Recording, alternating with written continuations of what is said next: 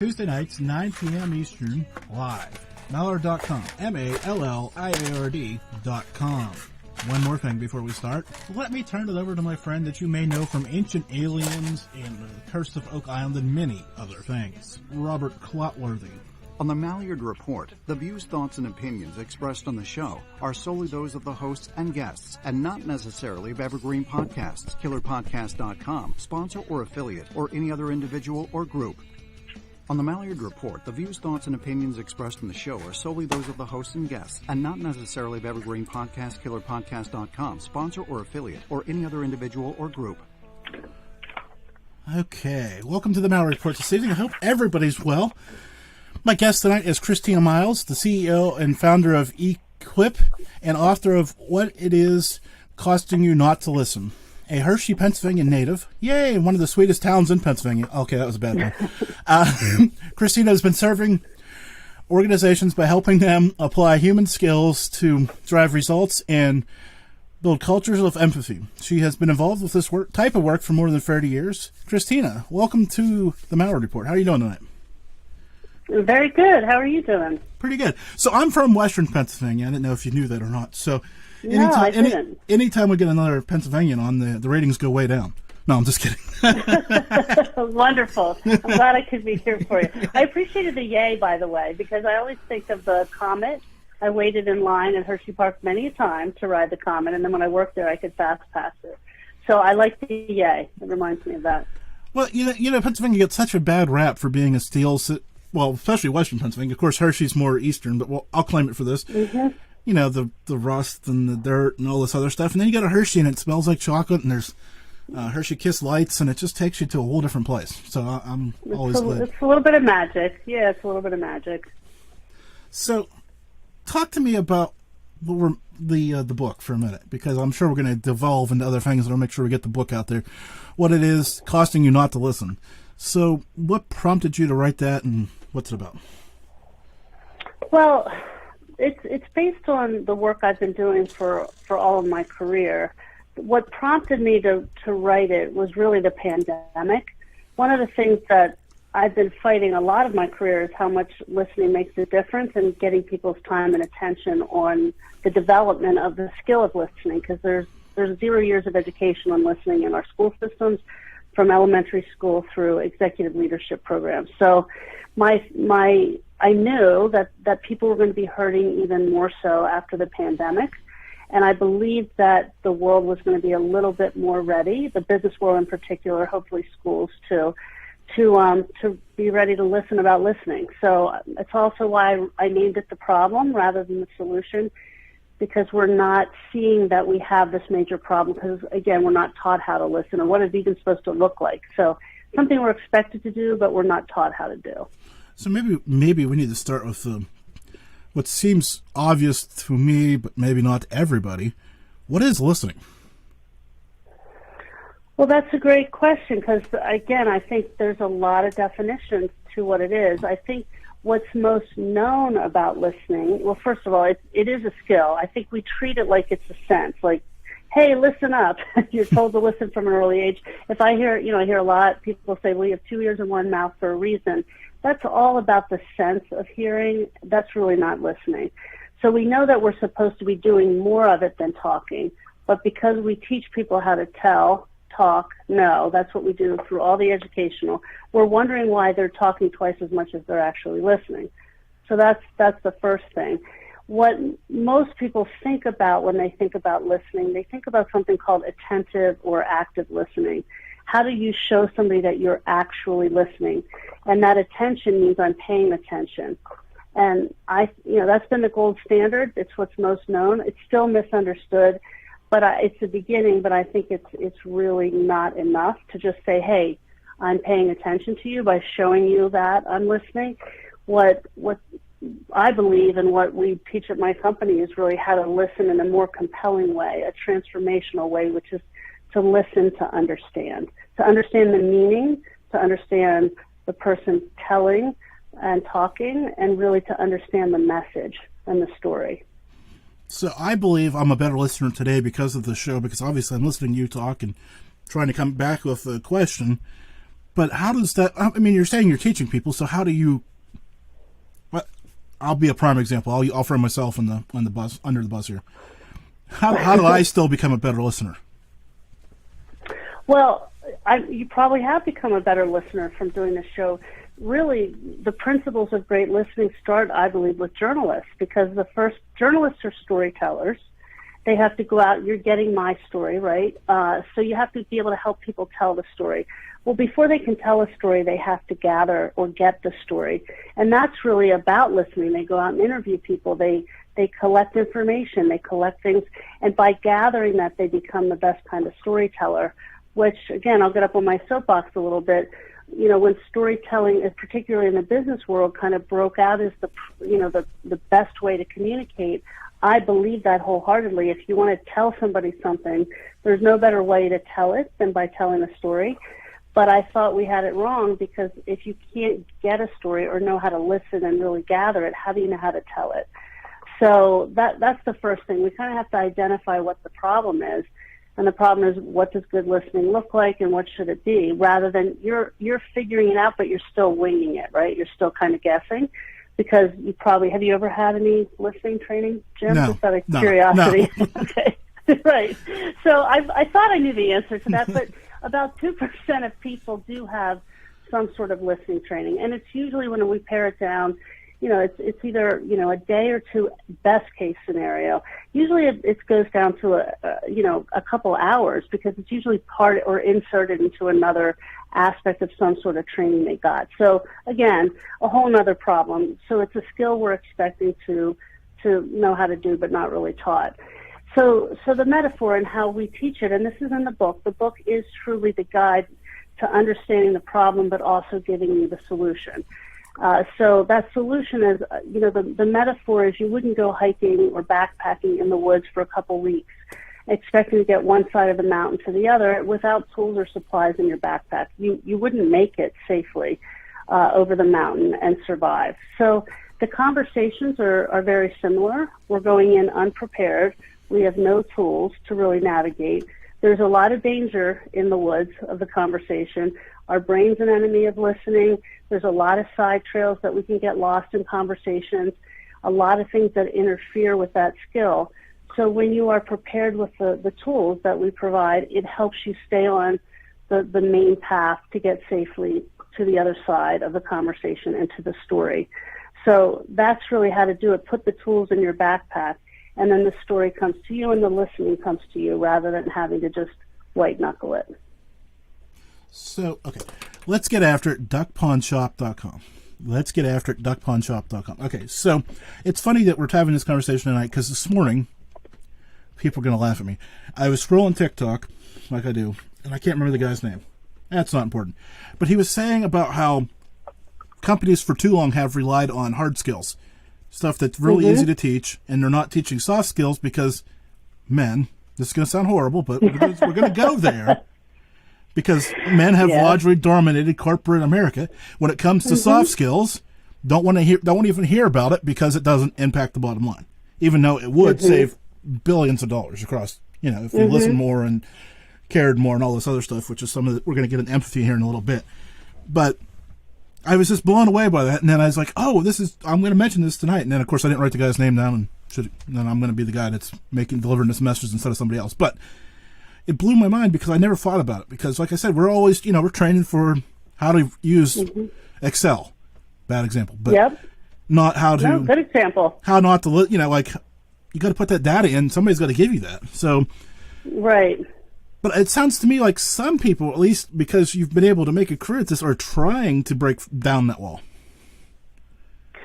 Yeah, and so again, I'll kind of generalize, call it the world. The business world has made a lot of progress on what it means to develop the emotional quotient in organizations. Organizations are made up of people. You have to sell products, people sell products.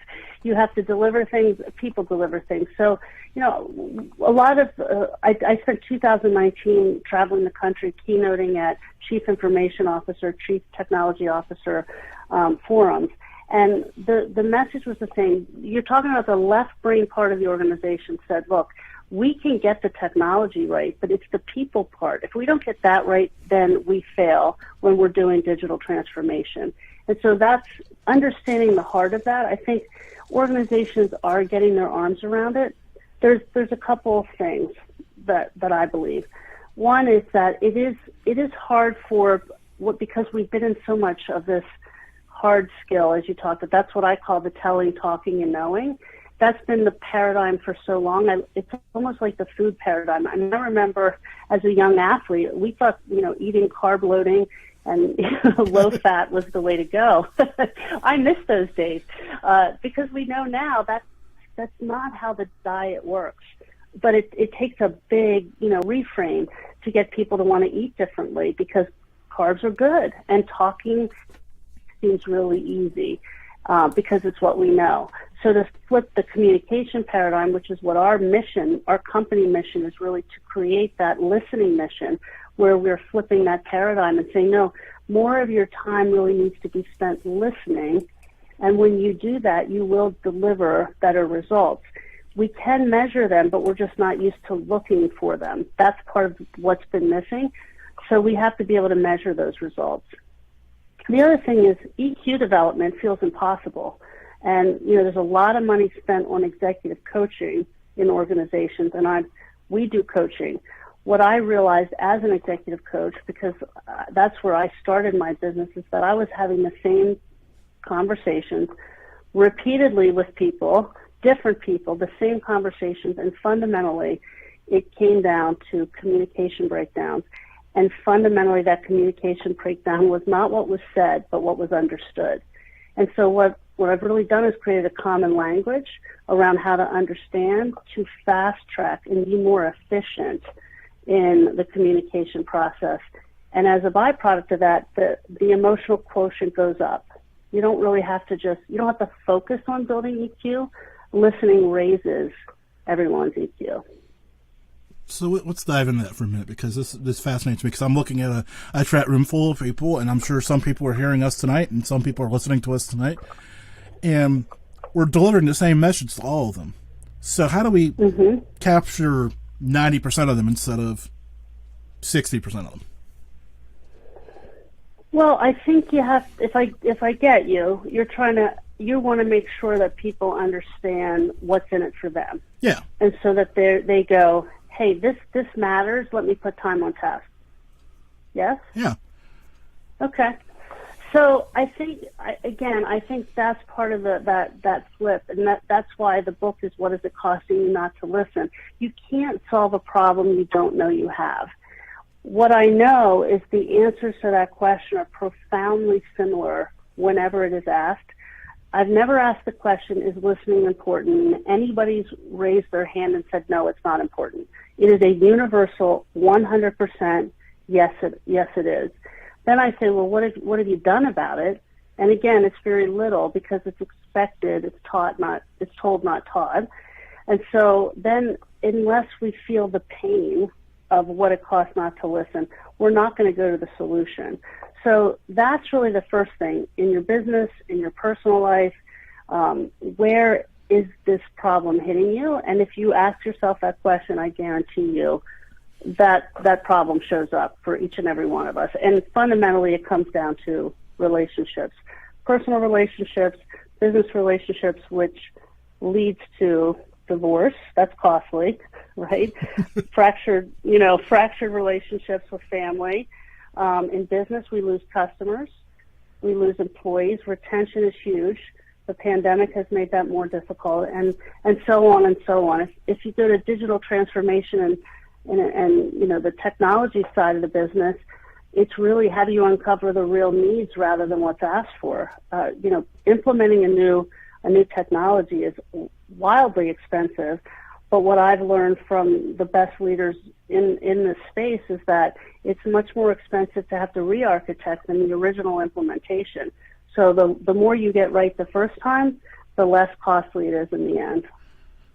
So tell me out here, what kind of technology are you talking about? Because I'm fascinated, because I'm sitting here thinking we're talking about listening, which is something I have to do, but you're telling me there's a program that people should be using to aid and abet this? Well, maybe not aid and abet. That sounds kind of criminal, but nevertheless, go ahead.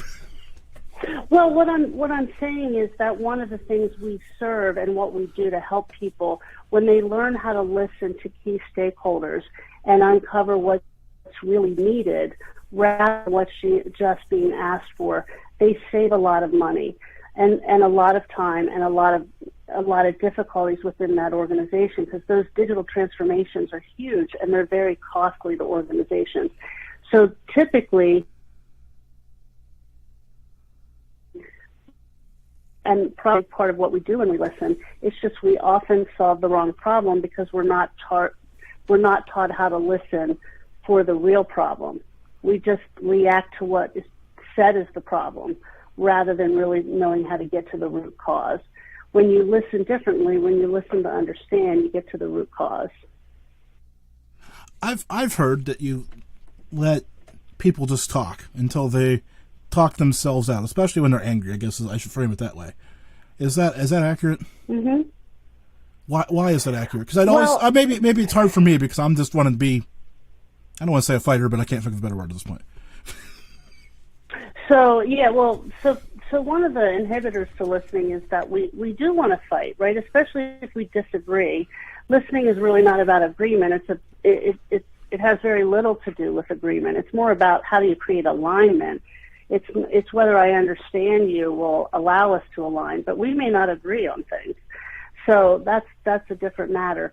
But listening is not a passive endeavor, not when you listen to understand.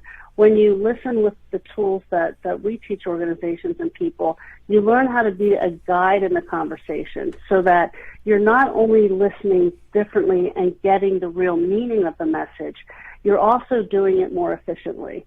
So, I often, and I wrote this in the book, I joke, like, Tom Brady can throw a football, and so can I, right? It's just the speed in which, and proficiency with which we do the skill. Well, Tom Brady, he's practiced, so we know that's one thing, but he also knows exactly how to throw the football. He knows where to put his fingers on the thread. He knows how to take his arm back. He has the tools and skills to know how to do that in the most effective way. And through that, he's also efficient. He can thread the needle. Same is true when you're listening. Yeah, we can just let somebody vent or talk and let them wear themselves out, but that's a long way to go to get to the same outcome. What we want to help people do is listen so that, because time is money and time is relationships, so the more you can do this, not only more effectively, but more efficiently, the better off you're going to be. Right. So, now I was told this years and years ago, so laugh with me at this moment, but I believe it's true, and I've always valued it. The best way to listen is make sure both feet are on the ground. Tell me more. It's just because if you're not fidgeting or fussing with anything else, you're just sitting there with your feet on the ground, and I don't want to say squared up on the person, but you know what I'm saying, like giving them, I guess it's body language, right? Like I'm just saying I'm projecting that I'm listening to you. Mm-hmm. Is that part of it, or is that just something somebody taught me to look more like I was paying attention when I'm not? Well, these are some of the, so I don't want to dismiss it out of hand, okay? Because I think, look, the brain is our greatest enemy of listening. It is screaming at us to do everything but listen. It's just part of how the brain has a lot of highways that it can go to, and there's a lot of distractions, both externally and internally. So those kind of techniques, I'll call those techniques, are to help you stay more in the present moment. I believe that's like white knuckling it, and that we've simplified it much, much more than that. I'll liken it to this. When you're watching a movie, when you're interested in the movie, do you have to put your feet on the ground to pay attention? No. Right. You just are engaged in the movie. Because movies tell stories, right? They tell stories in a pretty coherent way, and even if it's a bad movie, we can kind of follow it. Part of the problem when we're listening is people aren't great storytellers. We're wired to learn through stories, but we're not wired to tell them effectively. That, again, is a skill. So when you're listening, if you listen with the right tools, you actually help somebody become a better storyteller, and then you become engaged in that because you're not just waiting for them to get to their point, because they may not know how to do that. They're lost in the woods too. So when you're guiding them on the right path, you don't have to focus on how to pay attention. You're watching a movie you're interested in because you're directing it as well as you're watching it. And so the conversation really changes dramatically. Shifting Gears brought to you by evergreenpodcast.com. Shifting Gears brought to you by evergreenpodcast.com. Okay, so on the other side of that coin now, because we've talked about how we should listen, you've mentioned storytelling. I've wrote it down on the side of my sheet because I want to ask you about it, and then we're going to do it right here. So the best way to keep people engaged is telling the story, but like you said, people aren't necessarily intuitive to be storytellers, so how do we get better at that? Well, so here's the good news, and then I'll take you back a little bit more into my story and how this even came to be. So the good news is that when you learn to be a great listener, we call that story gathering. You're learning how to gather a story. The map to gathering a story is the same map that is to telling a story. And here's how they link together. Part of listening is, what I believe is the most powerful story you can tell someone is their own story. So when you tell me a story and I gather that and I listen well and I'm able to tell that story back to you, I'm becoming a storyteller, and you're going to be hooked to what I've heard and what I share back to you. And so they link together. So when you learn to listen, you learn to tell as well. It's why it's part of what we do as an organization, but we don't lead with that. It's just a natural byproduct, just like emotional intelligence or your quotient going up. When you learn to listen, you listen not only well to others, you understand others, you also learn to listen to yourself. That's the foundation of EQ, self-awareness and others' awareness. It's the byproduct of. So I was an athlete, particularly in my younger days. I'm still an athlete, but I was a competitive athlete. And one of the things I used to say and still say is, I'm a gal that doesn't like to run. If you told me to run 3 miles, Jim, I'm no way. But if you threw a ball, honestly, I would chase it for 3 miles and wouldn't, I'm like a dog. I'd go retrieve it over and over and over again. That brings me joy. If you said, let's learn how to tell a story, and I just sat you down, that's like running. But if I give you the tools how to do that, and it's just a byproduct, then you're chasing the ball and you're not thinking about it. The same with EQ. You're learning to listen, you're building your emotional quotient, you're chasing the ball, but you're not thinking about running. Well, I don't want to think about running either way. Right? Just like you.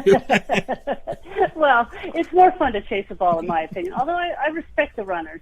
But I think we just make it harder. That's a long way of saying we make things harder than they need to be. And really, it's about keeping it simple, and simple and easy are not the same thing. But if you start with simple, everything gets easier. So one time years ago, and again, not a great runner. I was a really competitive athlete in college and beyond, and I put field hockey was my sport of choice. Since you're from Pennsylvania, you'll understand that. And so I had really good stick skills and was highly competitive, but I wasn't the fastest. And when I was in college, between my junior and senior year, I was living in college, and a friend of mine was on the track team, and she said, let's go out and run sprints. And I was like, okay. I don't know why I thought that was a good idea. She was on the track team. So we're in the football field. We're on the end line. She says, we count 3, we're going to go to the 25. And I'm like, 1, 2, 3. She said, go. And I mean, honestly, she was almost at the 25, and I took 2 steps. And she turned around and looked at me and said, you don't know how to run. And I went, what? I know how to run. I've been running all my life. And she goes, you don't know how to run.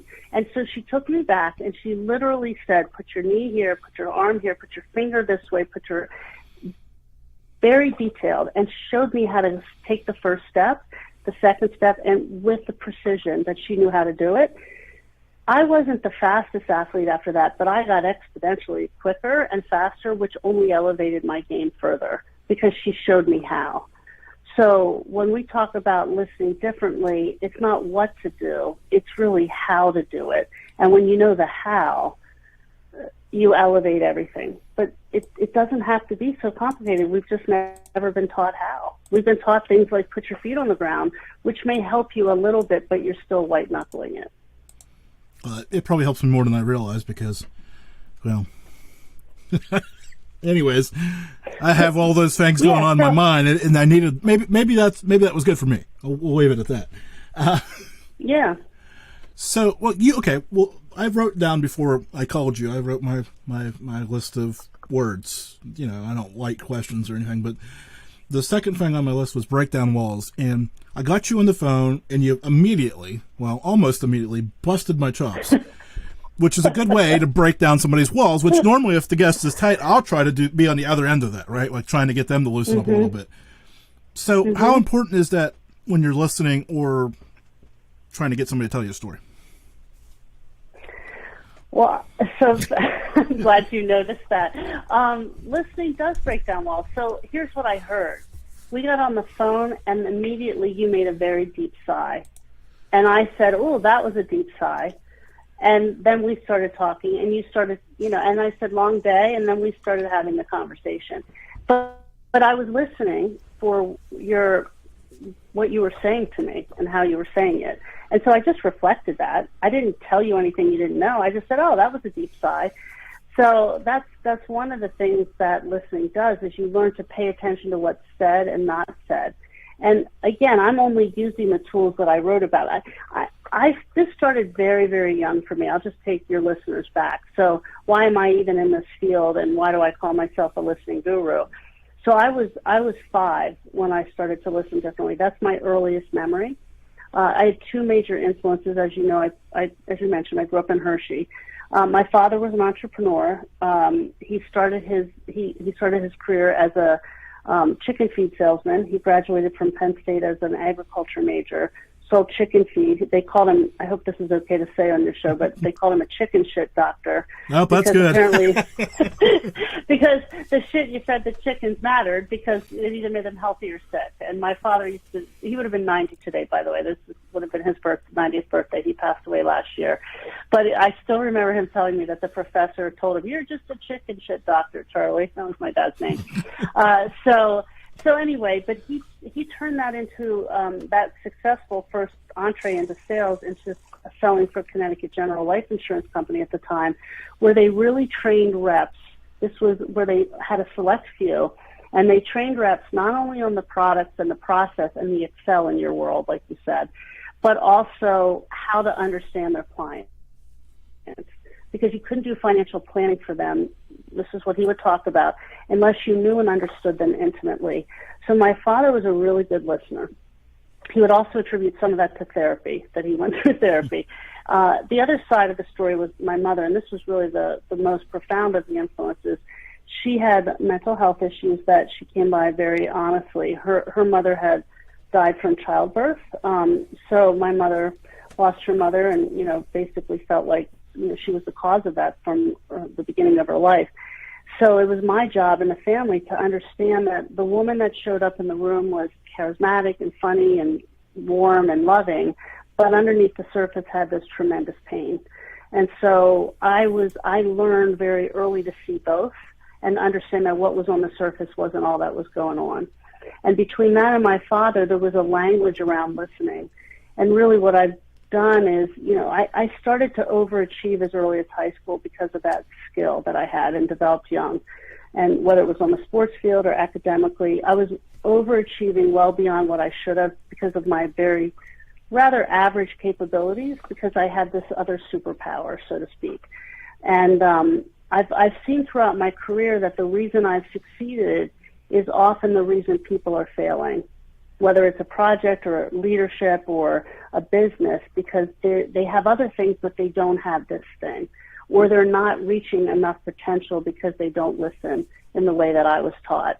So that's where this comes from. So what I've done is gone back to my beginnings and really deconstructed how to listen in a way to see what goes on, not only on the surface, but below the surface. And that solution is called the listening path. It's the path to the story, and on that path, there are 6 primary tools, the meaning, and uncover the insight rather than just pay attention to what's being said. First and foremost, I've got a bunch of people in the chat room saying, pass our condolences to you about your father. 89 years old. That's a great life. And, happy birthday, too, of course. I mean, it's still his birthday. And chicken shit. Sorry, that's where my mind just went back to. Well, he would appreciate that till the very last days. Can I tell you something? By the way, that's so sweet. That's so nice of your listeners to share that. That means a lot to me. My father, when he was 89, he had a good life. He died of natural causes. His body just shut down. And so he kept slowing down over as people do over the course of, as he was, basically dying over the 6 months. And I'm coming in, I'm at a pace like now where I'm talking fast. And it was so interesting because it was like putting a movie on slow motion. I would come in the room and he would use all the tools that I've outlined in the book. And one of the things he would do, and this is a really important part of listening, is interrupt. And people don't realize how much interrupting matters when you listen well. The difference is not interrupting to tell or talk, but interrupting to understand. And so my dad would go, wait, hold on. You're going too fast. I need you to tell me that again slower. And then he'd stop me and say, wait. I want to make sure I understand. And so it was like a beautiful thing to watch and experience with him, where our conversations would have been at a different pace. To see him, even as he was slowing down, he genuinely wanted to understand everything I was saying and made sure I came to his pace so that he could get it. It was really kind of neat. That is a powerful thing because often people like to hear their own voice. I'm guilty. I mean, obviously. Hello, what could I do? But it is interesting to think about interrupting being a positive thing. As long as we're interrupting for the right reason. So I just want to make that caveat because we interrupt anyway. Yeah. So people are afraid to interrupt. It's like you said, somebody's talking and we think we just have to let them talk till they wear out. Sometimes, like I've been on an airplane where that can take a long time and that's not fun for the listener. And again, when you lend that kind of an ear, silence will beget somebody talking more. So we have to be in charge. We have to guide the conversation. The CIA said silence sucks the truth out. So the less the more silent you are, the more somebody will talk. But that's not good listening. Good listening is guiding and making sure you know where you are in the story and helping the other person get there. So interrupting, as long as we're interrupting to understand, is a very powerful thing to do.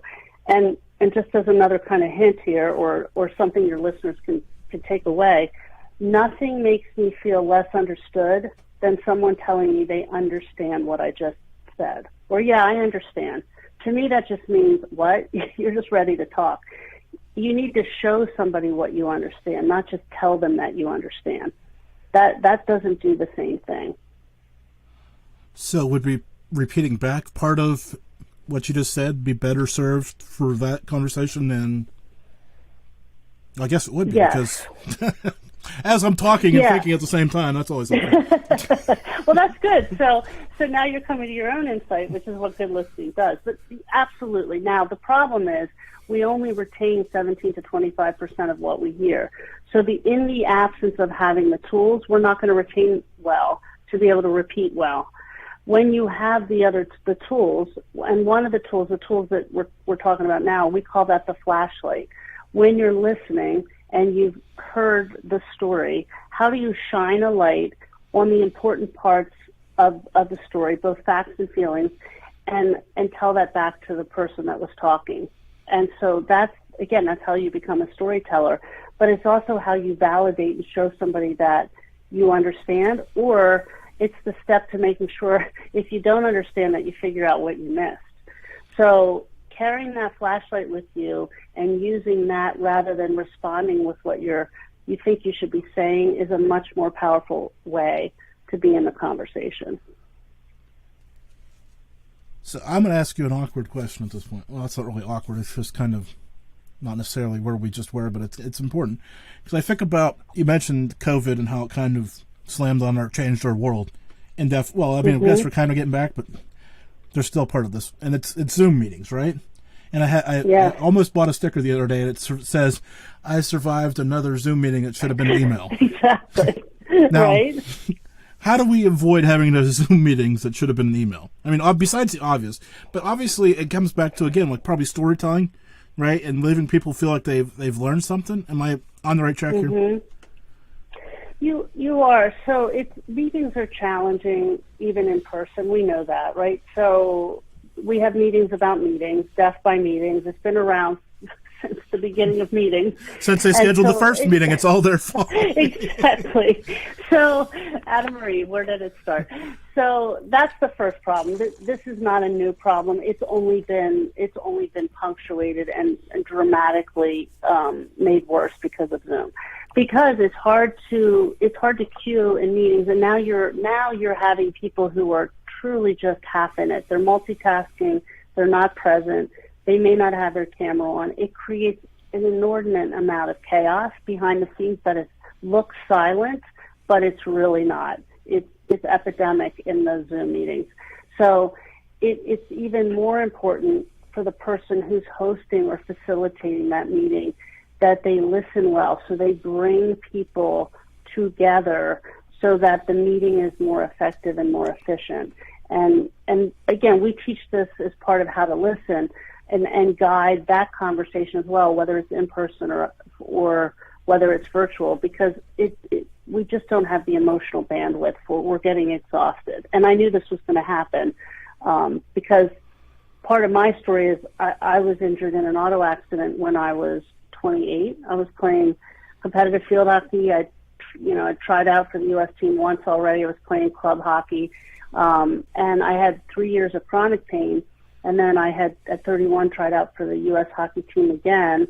I knew I wasn't going to make the top 16. It was like going to baseball camp. But I was in the top 60, so I was very proud of that. But, 6 months later, things kind of took a bad turn. I couldn't pull up my shorts. My body finally said the accident kind of caught up with me. And so I went into my own version of a lockdown. And I had 10 years where I really couldn't do much of anything except, physically, as athletically as I was used to. So I kind of fought my way back. And I knew when the pandemic happened, I was like, it was fascinating to me because to watch everybody be in the same boat, I was like, this is what I went through before, but I wasn't alone. And I thought people have no idea what they're in for. No idea. I knew because I had that happen where my world changed in an instant.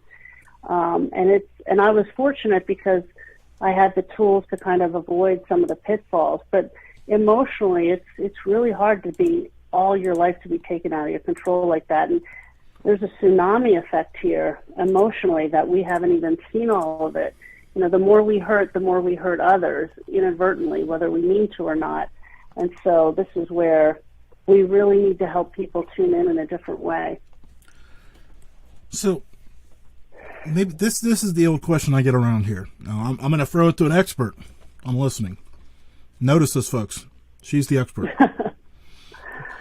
People have said, "Oh, you should do 2 hours. You should do, longer or more." And I'm always kicking back. No, I want to do less.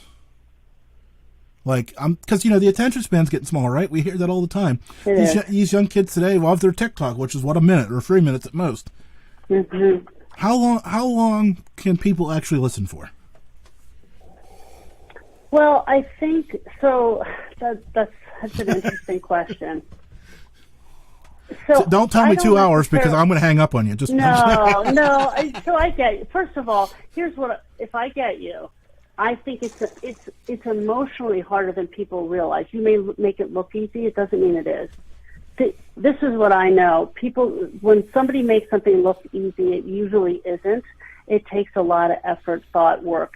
And so my sense is, from hearing you, that it's like you want to do it well. You don't want to just do it. Yeah, I agree. That's very, very true.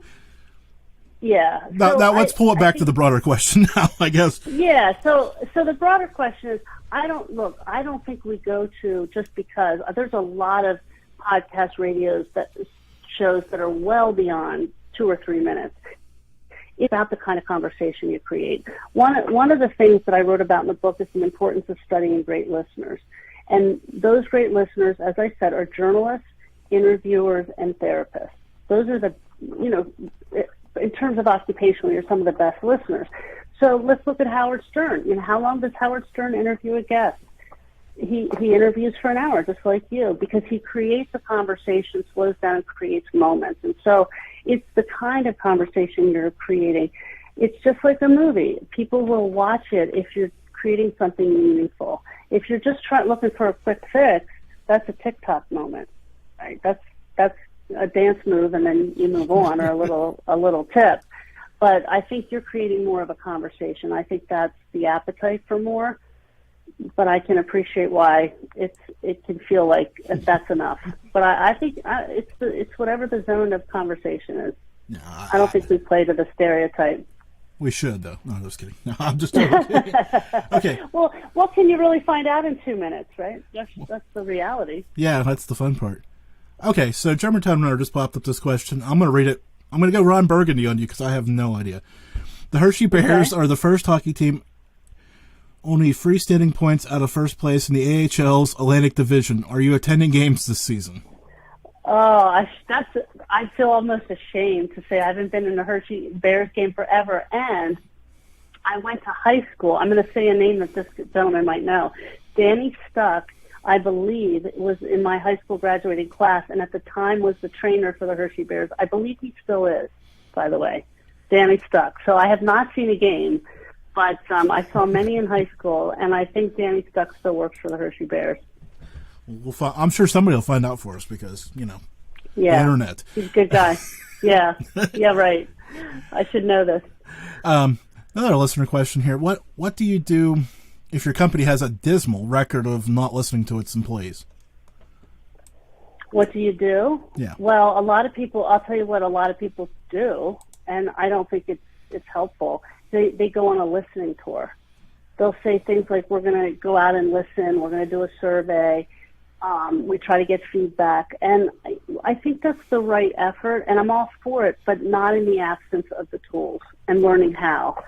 So, look, you could tell me I have to change a tire. If my tire blew out on the way home, and you said, Christine, you have to change your tire, I'd go, well, that's a good idea.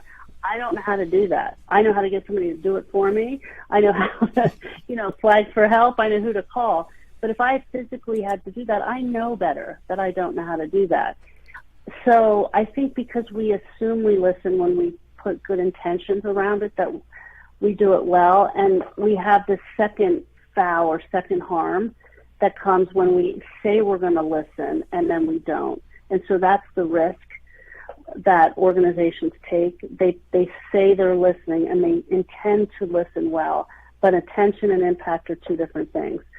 So what I believe should be done is that we need to arm organizations with a common language of listening. This is what, our mission is, and what I've written about is what is the common language? What does good listening look like? And when everybody's armed with that, conversations change dramatically, people connect differently, and engagement goes way up. So we're just putting the wrong solutions on it, I believe. So give me more about this common language, because we're both speaking English, so I think that's a common language, but I don't think that's what you're talking about. Yeah, the common language is what does good listening look like? How do you do it? And again, we talk about this in the story. It's the path to getting the story, and the 6 tools on the map. If you're hiking in the woods, you need the map, you need to know the stops of where you are on the path or the story. You need to use the most powerful questions when you're listening. We call that the compass, so you stay on the correct route. We need that flashlight. We need a water filter because we contaminate the story, and we need to make sure we're staying in step, and we call those the footprints. When you have this common language and people know what it means to listen well, it changes. Conversations become, two-way instead of one-way, because we now know what good listening is, and the dynamics change. I had a guy tell us just a couple months ago that after going through the listening path workshop trainings, he said, we were all in a meeting, we started to go way off in another, realm, and somebody just said one of the 6 most powerful questions, And they all kind of laughed and went, okay, we need to get back on track. It was a cue for them because they had a common language. And so we get off path all the time, and this is what creates frustration, disengagement, time wasted, money wasted. We throw things and resources at things that we don't need to. Now that there, my friends, is a key, because how much time have you wasted hearing about somebody's Aunt Sally? Anyways. Yep. Yep. So, I know the book's on Amazon, but why don't you go ahead and give me that stuff that everybody wants to hear, where they can find you and the book and all that other stuff. Sure. So, first of all, I believe that I wanted the book to be in the format of choice, so it's in every form you need: Audible, Kindle, hardback, softback, Amazon, Barnes & Noble. You can go to my website, that's ECLIP, EQ, on purpose, UIPT, P as in Paul, T as in Tom, -people.com. But it's all you have to do is go to Amazon. You can find it. That's the easy thing. Go on Amazon and find it. Okay, so speaking of major corporations, everybody's been watching Elon Musk and Twitter doing whatever he's doing, good, bad, and indifferent. Mm-hmm. How do you take on a new job like that? Maybe not Elon per se, but you just became a CEO of a major company. Yeah. How do you walk in the door day one and kind of, because we've talked about listening and empathy, and that's going to be a culture change. So where do you even start? Yeah. So I talk about this in the book, and this is one of the things about listening to yourself. So one of the things that we have found is really helpful for new leaders in new organizations is for them to become known very quickly in the organization, and not known for what they've done or who they are, but really, who they were from a very young age. And so it's really, we call that the my purpose story, or why do you do what you do, not just what you do. And when you meet people starting there, you really open up a different kind of dialogue, and then they're more likely to do the same for you. So when I was in my early 30s, I started doing diversity training in organizations. And again, from Hershey, at the time, very little diversity. It was a very white populated, very similar looking kind of population that I grew up with. And so what I thought is, I don't know anything about diversity, and I'm 30 years old when I went out and did this training. And what I found out was, obviously we're all diverse. It's not just based on skin color, but people make a lot of assumptions about who you are based on just that first impression. That's the basis of bias. So I'd always introduce myself, tell somebody a little bit about myself, my background, who I was. And what I started to do is I wouldn't do that when I did diversity training. I would just simply say, hi, I'm Christina Miles, and I want you to guess what you think what we call my primary and secondary dimensions of diversity are. Primary are the things you're born with, secondary are the things that you come by. So what was interesting is no matter where I went, no matter who the audience was, how diverse or not diverse it was, and the answers were always the same. They thought I was from an upper-class family. They thought I was Catholic. Neither of those were true, by the way. They thought I was married with 2 kids. I was married, but not with 2 kids. They thought I was either from Connecticut or from the South. It was just like, where is this coming from? But people make that impression. They sort very quickly. And so what I realized even more so is I better let people know who I am before they decide who they think I am. And that's part of why I think it's important to share who we are. In my case, I shared about why I got into listening. It's a big part of why I do what I do. That word is, my purpose is really understanding, because I believe it's a key differentiator to being successful when you understand yourself and others.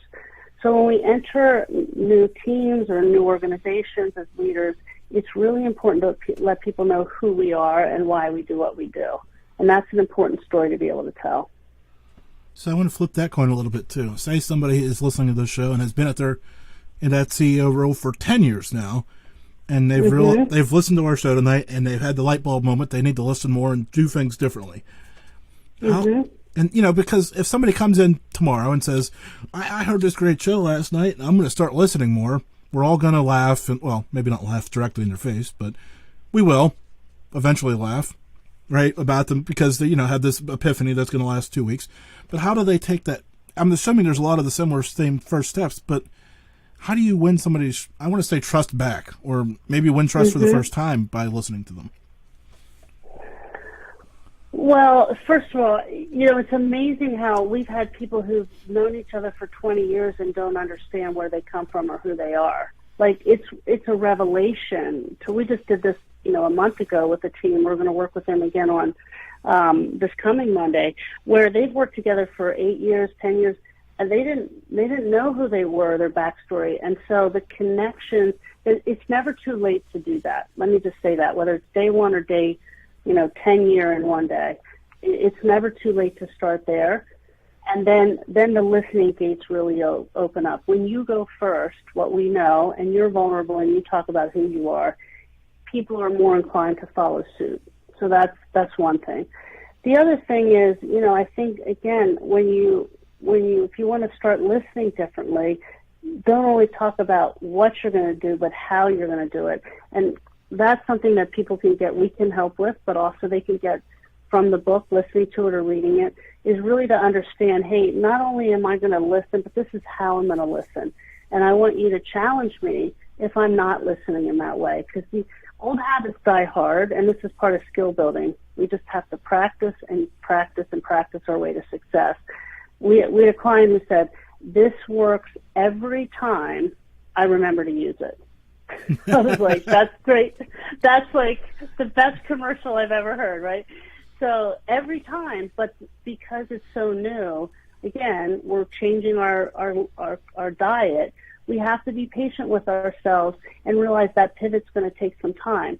This is also why when you have not one person just pivoting, but you have an organization putting language around this, it creates a culture of listening, which means things get adopted and happen more and happen faster.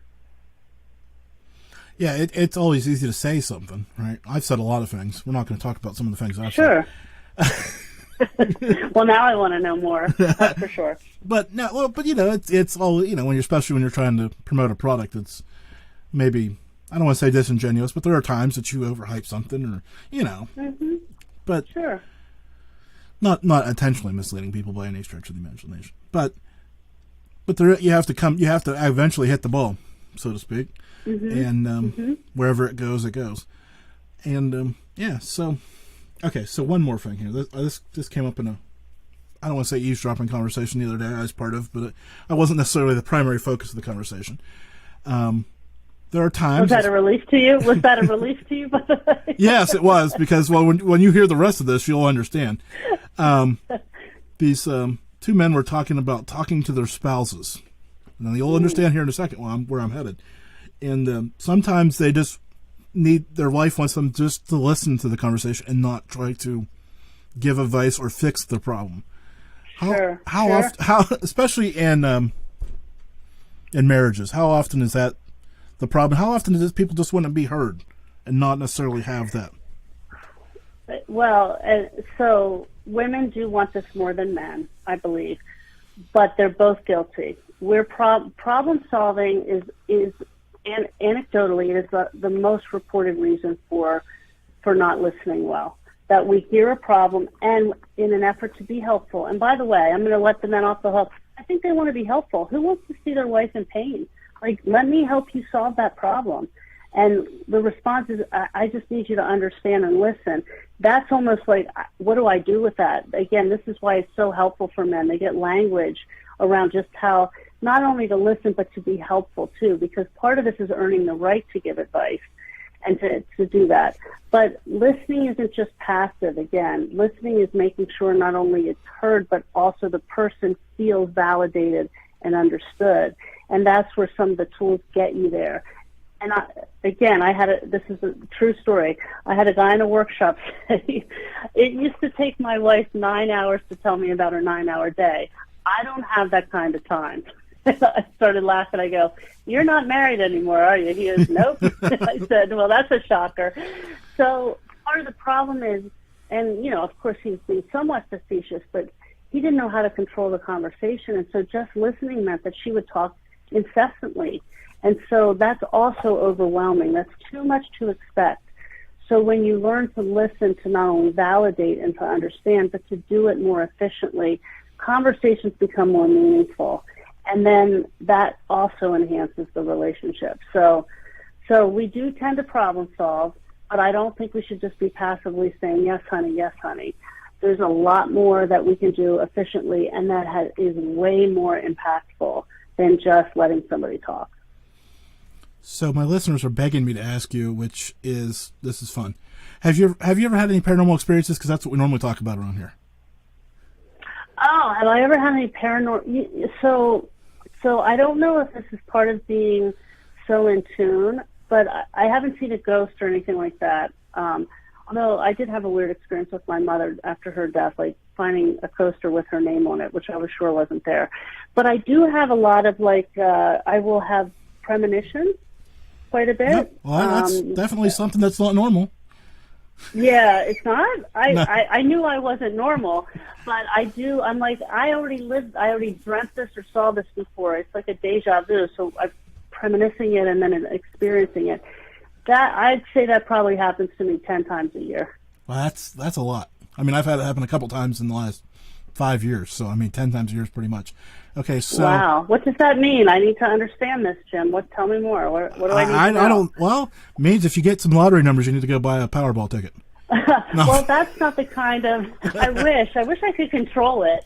I don't have the control over it. I wouldn't say I'm psychic. It's more like I don't. It feels like I'm just in tune with something on a different level sometimes. Well, there's that. I'm sure there's something. I don't know. That's that. Like I said, I don't hear about that often. So that's kind of a new. Well, I mean, there are people that say that, but it seems but they have the full boat that goes with it, right? They're seeing in the earning, and the standalone aspect of it's kind of fascinating.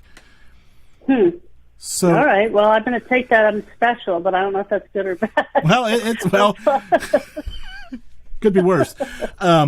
So I normally ask favorite breakfast around here. So what's your favorite breakfast? Oh, well, if I'm out, everything's a grand slam. It's like, it's eggs, it's bacon, it's pancakes. But no matter what, if I'm at the Ritz-Carlton or which I'm not there very often, or I'm at a Denny's, I don't really care. It's all the same breakfast. At home, I'll have, I like a Kodiak cake, a protein pancake, because I try to take care of my body. So that's what I generally eat in the morning. And last question from the girl from Hershey, what's your go-to Hershey's chocolate? Wow, this is like cheating on them. Well, there's nothing wrong with a Reese's peanut butter cup, and now it comes in so many different versions. I was going to say there's so many versions of that thing now. I was joking with my kids the other day. I said, the problem with you kids is there is Sour Patch Kids cereal right now. Oh my! Wow, what happened to Lucky Charms and Captain Crunch? Yeah, like now you have too many choices in cereal and too many choices in candy. If you wanted a peanut butter cup, you got a peanut butter cup. Bam, you're done. It's I got to tell you, again, my background's in psychology. It's all these choices that are making us so anxious. It really is. It's a whole other subject. I believe that completely. It's too much. It's too much to decide. Which is part of, I'll pull this back to the listening part, which is why it's really important that you listen to yourself and know thyself, or you can get really overwhelmed. Well, I appreciate tonight's conversation, and I hope we all take a little bit something from it. Well, I hope so as well. Thank you for having me on. I'll talk to you soon. Bye-bye. Bye. So there you go. Let's all try to be better listeners, and I think that went pretty well tonight. Yeah, well, the Duckmaster hit the post. I've got the stage cleared now, so we can definitely hit it. Okay, at the bottom of Malliard.com right now, bottom left, I think it is, there's a new subscribe forum for Substack. Go over and get yourself a free membership or a paid membership. A lot going on over there. A lot of fun things. Germantown Runners there. That's all you need to know. It's the Malliard Report. Yeah, the Malliard Report. Hey, I want to thank you for joining us. It's been a good show tonight. I hope you enjoyed it. Take a few moments, subscribe, share, all the fun stuff. You know how to do it. I don't have to tell you. Just be ready for next week. It'll be sooner than you think.